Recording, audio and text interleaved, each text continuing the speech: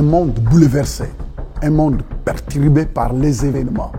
L'ennemi fera tout son possible d'essayer de combattre ta foi. Je suis un orateur qui parle beaucoup sur la foi. Dès que tu perds la foi, c'est fini.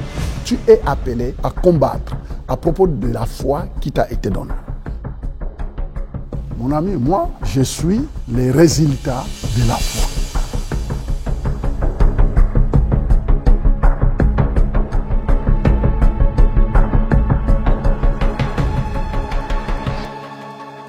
C'est maintenant ou jamais le temps de se fixer sur quoi nous voulons brancher nos yeux. Parce que toute personne veut s'en sortir de sa situation. Et je crois que c'est le souhait de chacun de nous, même moi qui vous parle. Un jour, on voit dans la Bible l'histoire d'un certain monsieur. Son fils était sérieusement envoûté, possédé, démoli, magané, blessé, parce que les esprits impurs menaçaient sa vie jusqu'à infliger des dégâts dans son corps physique. Et le papa était complètement déprimé. Et il a entendu parler de Jésus. Et la Bible dit qu'il a emmené son fils vers Jésus. Mais finalement, il se retrouve avec les apôtres. Lorsqu'ils furent arrivés près des disciples, ils virent autour d'eux une grande foule. Et des scribes qui discutaient avec eux, discutaient avec les disciples. Dès que la foule vit Jésus, elle fut surprise et accourut pour le saluer. Il leur demanda, « Sur quoi discutez-vous avec eux ?» Et un homme de la foule lui répondit, « Maître, j'ai emmené auprès de toi mon fils qui est possédé d'un esprit muet. » J'ai emmené auprès de toi mon fils qui est possédé d'un esprit muet. En quelques lieux qu'il le saisisse, il le jette par terre. L'enfant écume, grince des dents, devient tout raide. Je prie tes disciples de chasser l'esprit et ils n'ont pas pu. Il continue au verset 19. Le Seigneur dit, race incrédule, leur dit Jésus. Jusqu'à quand serai-je avec vous? Jusqu'à quand vous supporterai-je? Emmenez-le-moi. On le lui emmena. Et aussitôt que l'enfant vit Jésus, l'esprit l'agita avec violence, il tomba par terre et s'est roulé en écumant. Vous voyez un peu, je crois que si vous étiez là, il fallait voir la scène. Tu es un papa. Mets-toi à la place de ce monsieur-là. Un papa qui voit la destruction de son fils.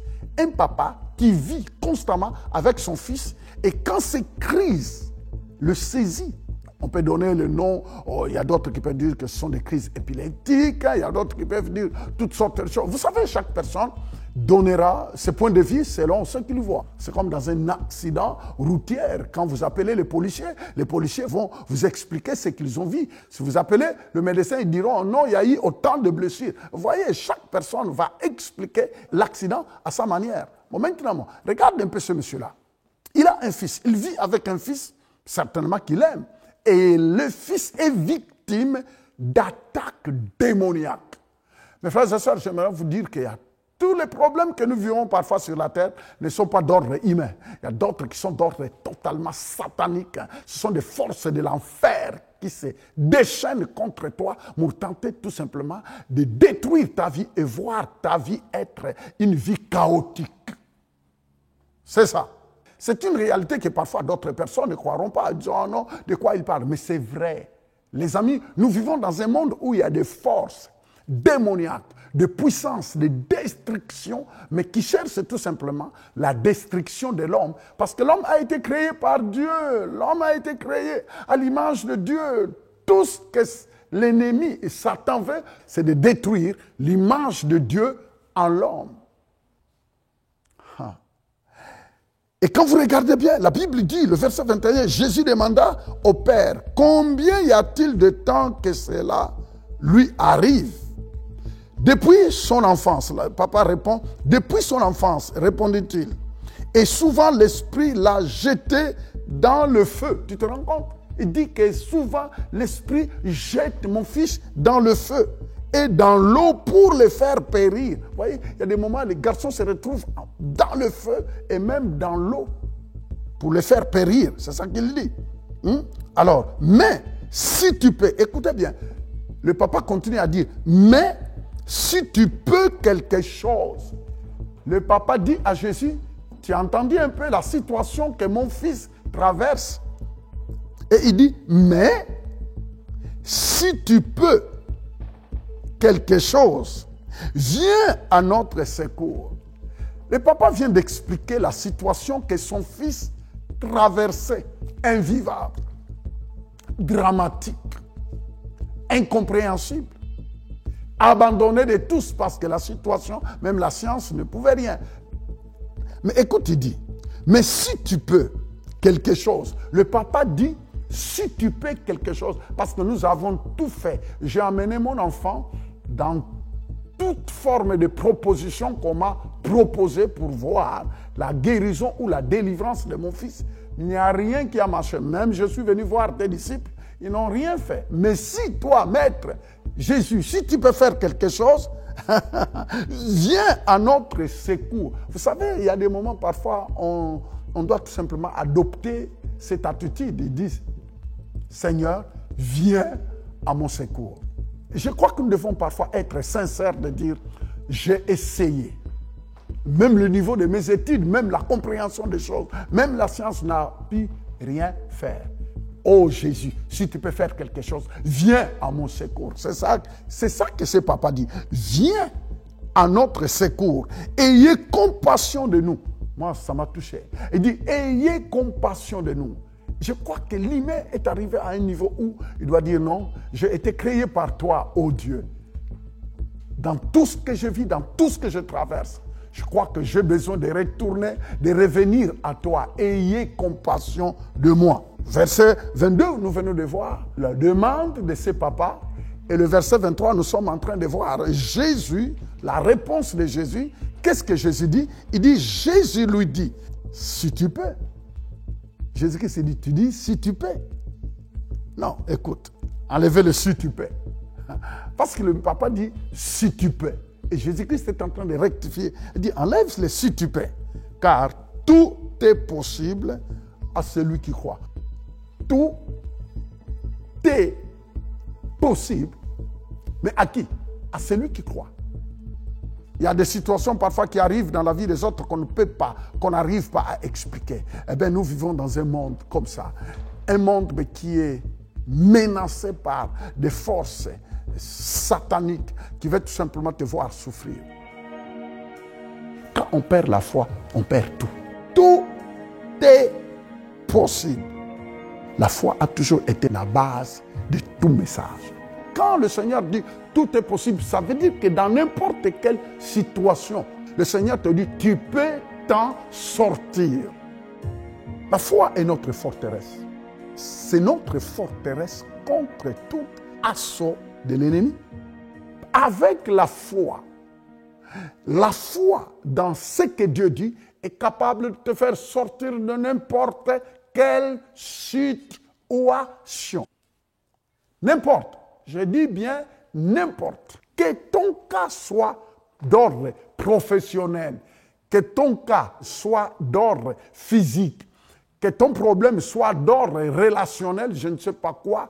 Les amis, la solution est dans ce que Dieu dit. La parole de Dieu. Il dit tout est possible à celui qui croit. Tout est possible à celui qui croit. Qui croit en quoi? Dans la parole. Pourquoi la parole? Eh bien, la parole est une personne. La parole est une personne. La parole dont on doit croire. La parole dont nous sommes appelés à croire, c'est la personne de qui? De Jésus. La parole qui rend les choses possibles, parce que la Bible dit tout est possible à celui qui croit. Maintenant, j'aimerais vous dire que la parole, croire, vient. On ne peut pas croire sans la parole. On croit dans la parole. Jésus-Christ dit, tout est possible à celui qui croit. Qui croit en quoi? Dans la parole. Et la parole, c'est quoi? La parole, c'est la personne de qui? De Jésus. La parole est une personne. Et la Bible dit que croire en Jésus, c'est croire à cette parole qui rend tout, qui fait que tout devienne possible. Ça veut dire tout problème dans ta vie peut recevoir une solution. Tout problème dans ta vie peut être résolu. Mais comment? C'est en croyant dans la parole. La parole qui s'appelle Jésus. La parole est une personne. Il s'appelle Jésus. Et quand on croit dans cette parole, et quand on obéit à cette parole, et quand on applique cette parole, mon ami, il y a une porte ouverte pour des solutions constantes dans le restant de ta vie. Ça veut dire tout simplement qu'il y a une solution à ton problème. Mais pour que cette solution-là se présente, tout commence par croire. Croire à quoi? À tout ce que la parole qui s'appelle Jésus dit. Jésus, il est la parole de Dieu qui s'est faite chair. Mais tout dépend de ta foi. Tout est possible à celui qui croit. Voici la réponse que le Seigneur Jésus a donnée à ses papas qui étaient en angoisse, qui étaient complètement bouleversés de voir la vie de son fils se démolir par des forces invisibles, des forces bizarres, sataniques, qui voulaient mettre fin à la vie de ces garçons. Le Seigneur lui dit, quelle que soit la grandeur de ton problème, quel que soit ce que tu vois avec tes yeux, si tu peux seulement croire, eh bien, tout sera possible. Tout est possible pour celui qui croit. Alors, j'aimerais te lancer l'appel. Je ne connais pas ta situation. Je ne sais pas ce que tu vis dans ta vie. Mais écoute bien. Ce papa-là avait un des problèmes le plus déchirants. Jésus-Christ lui a dit, tout est possible à celui qui croit. J'aimerais te donner l'opportunité, toi qui es en train de me suivre. Écoute ce que le Seigneur Jésus te dit. Il y a une solution à ton problème. Oui. Si ce garçon-là a été complètement libéré, tout simplement, à cause de la foi de ce papa-là, quel que soit le problème, écoute bien, le Seigneur Jésus te parle. Il te dit, comme il a parlé à ce monsieur-là, que tout est possible. Tout est possible à celui qui croit. Ça veut dire tout simplement, il y a une solution à ton problème, mais la condition, c'est que tu crois dans la parole qui est une personne, la personne de Jésus. Accepte Jésus, accepte cette parole qui s'appelle Jésus dans ta vie. Demande-lui de prendre la première place dans ton cœur. Et si tu le fais sincèrement, Dieu t'accepte comme son fils. Et vous savez, tout papa a l'obligation de prendre soin de son fils ou de sa fille. Quand tu es né dans la famille de Dieu, quand Dieu t'accepte comme son enfant, parce que tu as accepté Jésus comme Seigneur et Sauveur dans ta vie, tu crois que Jésus-Christ est venu sur la terre, il est mort à la croix pour toi, mais il est ressuscité. Et quand tu dis Jésus, le ressuscité, viens dans ma vie, sauve-moi. Je vais te dire quelque chose, que quel que soit le problème, quelle que soit la situation que tu vis, le temps me manque pour vous donner des témoignages. J'ai vu des centaines et des centaines de témoignages, de personnes qui sont retrouvées dans des situations chaotiques, dramatiques, impossibles, et tout était devenu possible parce qu'ils croyaient. J'aimerais bien prier pour toi. Si tu viens de donner ta vie à Jésus, si tu as dit à Jésus de venir dans ton cœur, maintenant je m'adresse à ton problème. Si tu es malade, tu peux seulement poser la main là où tu souffres. Si tu as un problème quelconque, je ne sais pas quel problème, ça peut être un problème, je ne sais pas quoi, mais j'aimerais te demander tout simplement de prendre les deux mains, de poser sur ta poitrine. J'aimerais bien prier. Père Céleste, maintenant, je m'adresse à toi au nom de Jésus, de tendre ta main dans la vie, d'accorder la solution à la personne qui est en train de me suivre en direct, s'il est malade dans son corps, je décrète et je déclare que Christ en mourant à la croix, il a pris sa maladie. J'ordonne à quelle que soit la maladie de quitter ce corps maintenant au nom de Jésus. Et je m'adresse aussi à n'importe quel problème. Ça peut être un problème administratif, relationnel, problème dans le foyer, problème de n'importe quel genre. Je commande à ces problèmes maintenant au nom puissant de Jésus. Père, accorde-leur ce qu'ils désirent au nom puissant de Jésus. Recevez maintenant, au nom de Jésus, je disais au nom de Jésus, reçois ton miracle. Au nom puissant de Jésus, amen. Et les amis, c'est exactement ce qu'il te fallait. Là maintenant tu connais, tu as maintenant la clé de toute solution que tu auras besoin dans ton avenir. C'est le révérend Fofindelo à Montréal. Que Dieu vous bénisse.